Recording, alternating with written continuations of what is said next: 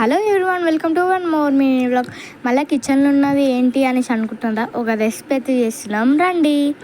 ఇక్కడైతే ఏం చేస్తున్నామంటే ఫస్ట్ జున్ను పాలు తీసుకొని అదైతే జల్లెడ పట్టుకుంటున్నాం గాయస్. అది ఎందుకంటే ఏమైనా డస్ట్ ఉన్నా పోతుందని 1/2 లీటర్ జున్ను పాలతో 1/2 లీటర్ నార్మల్ పాలు బి తీసుకోవాలి గాయస్.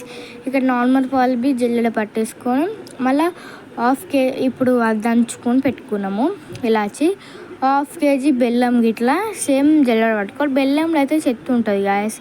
జల్లెడ పట్టుకొని 1 స్పూన్ ఆఫ్ షుగర్ అయితే వేసింది మా మమ్మీ ఇక్కడ.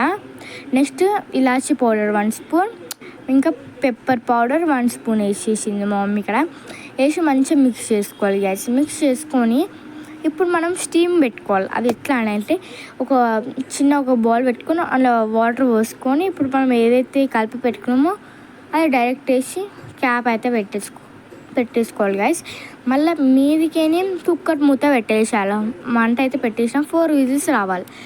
తర్వాత జున్ను అయితే తయారైపోయింది గైస్. మేమైతే జున్ను చేస్తున్నాం. లాస్ట్కి చెప్తున్నా చాలా బాగా వచ్చింది గైస్. జున్ను అయితే టేస్ట్ మస్తు ఉంది గైస్. Okay bye.